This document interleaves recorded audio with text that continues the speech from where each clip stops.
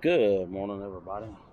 Well, it rained all night long, but the temperature came up from freezing to supposed to be like 64 Fahrenheit today here in Southeast Virginia. And this is a continuation of that video of making spoon the old-fashioned way. And as you can see here, we've kind of done as much carving, chipping away with our hatchet as we can. We might be able to do a little bit more.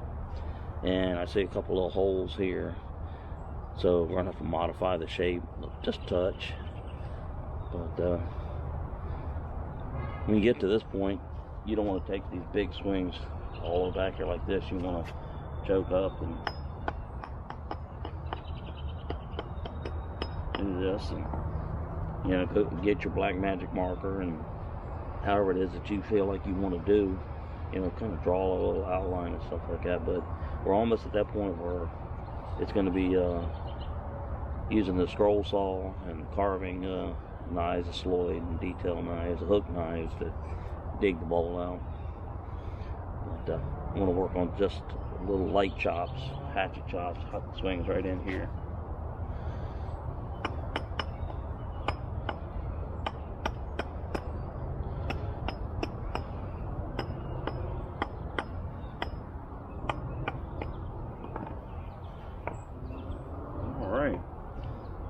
See, it's a little bit bigger on this end than over here, which is where the holes are, so that's not a big deal. We'll shave that down just a touch, and that hole looks like it's a little deep. We'll do the old sawdust and twig trick when we get that far. I don't know whether you can see it or not, but it looks like what's left of the shell of an insect or something up in that hole. Be some pretty colors once we get all this shaved down, but it's hard to believe that this came from a piece of firewood.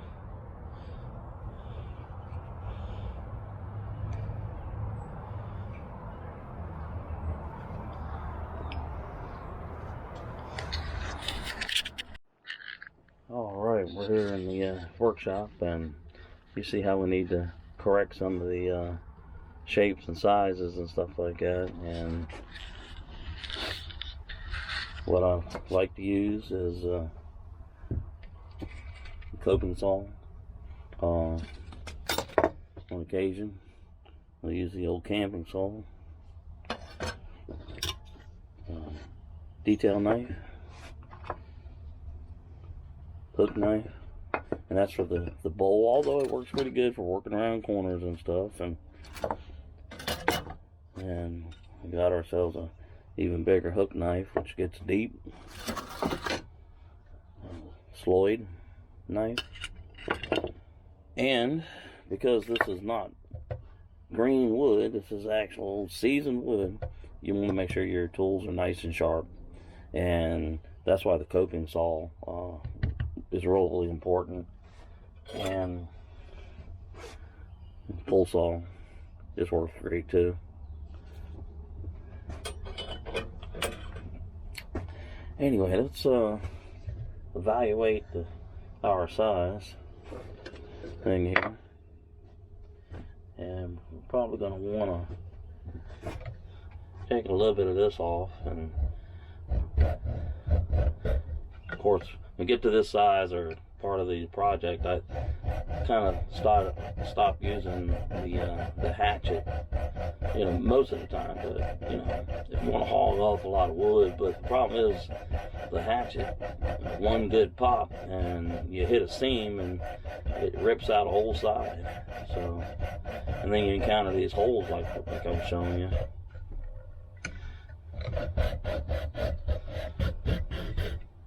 All right, I think we probably need to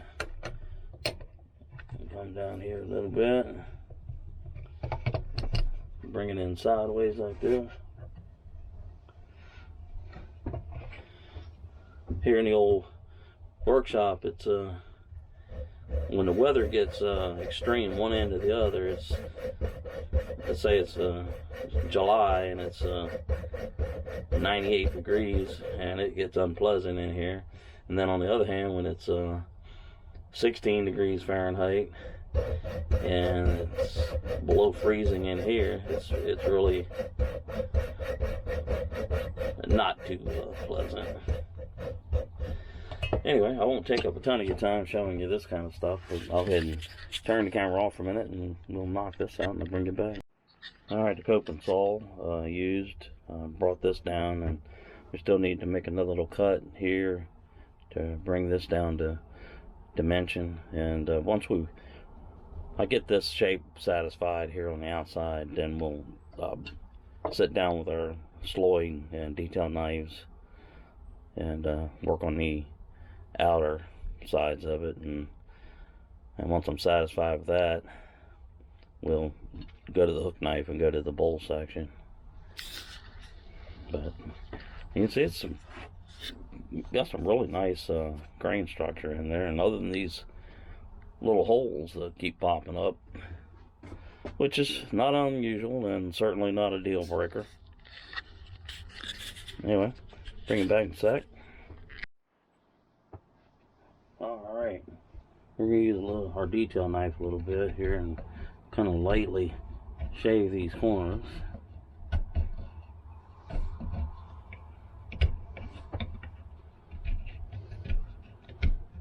It is easier sitting down doing this particular part of it, but for the purposes of letting you see how I shape it, and we're starting to get that nice sort of semi-rounded shape on the bowl.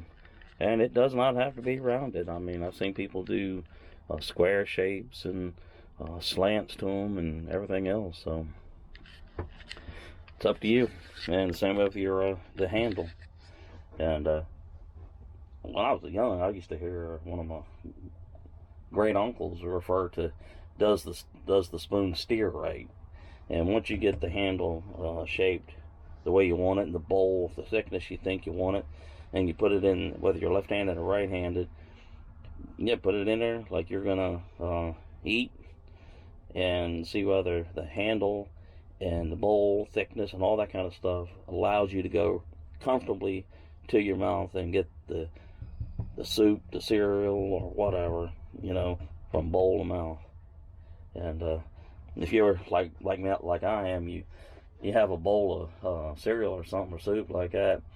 Everybody, I drip things all over the place. I mean, I could be sitting at the table and still get it on me, you know, which, if your spoon's not proportionate, shaped right, and of course there's different types of spoons, you know, if you want to do, you know, one for just decorative purposes, that's cool. But if you're wanting to use it, you're gonna have to, you know, make sure the spoon steers right. And when we get to that point where you want to try to bring this to your mouth, man, that's a whole nother video in itself. Trying to, you know, configure everything, the crank of the spoon and everything. And so, all right, we're gonna do a little more short chops here on this back of the spoon bowl.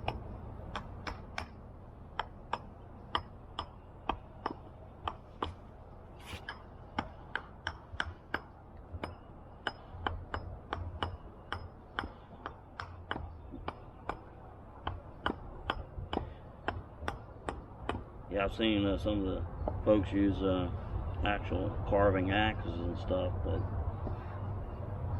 I think this Schrade does fine. Just keep it sharp and mind your fingers, because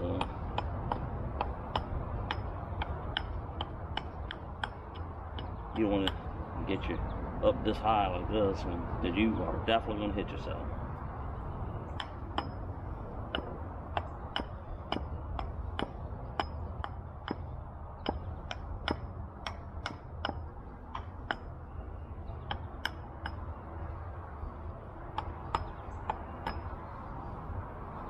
Right. You see, we're going to need to go back in with our coping saw and straighten this up. That's some nice solid wood in there, other than that hole here, the hole here.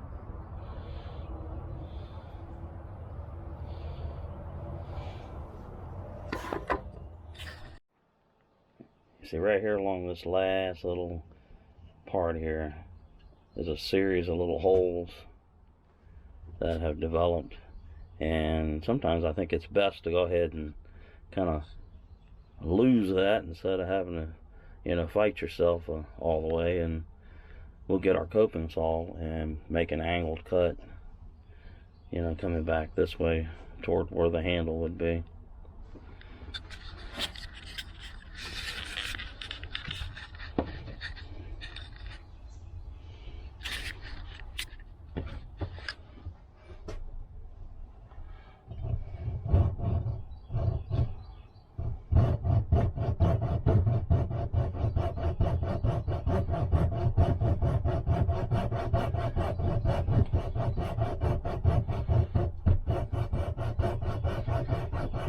And while you're making your own spoon, like I said, there is no law that says that the end's got to be round or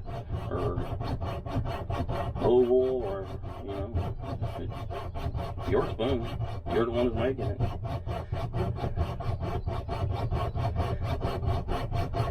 But there are a bunch of folks out there. I don't know a bunch, but there are some folks out there that are very, very talented. I won't call any names, but you know who you are.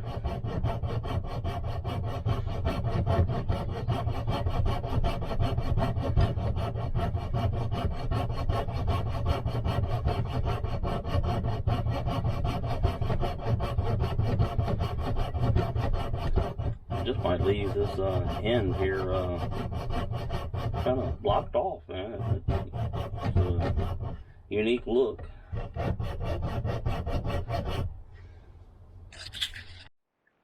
Alright, I think we're going to go sit down at our little table out here and break out our detail and sloyd knives and start kind of rounding some of these angles off and make a final decision of what we want this handle to look like.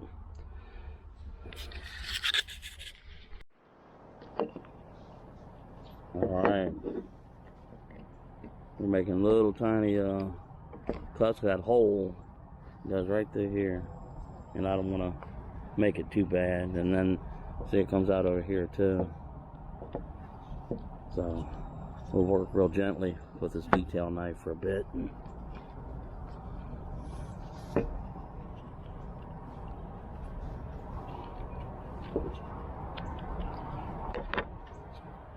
And a little bit of moisture right in here, so we might have to, you know, let this dry up for a little bit and carry on here a little bit later on.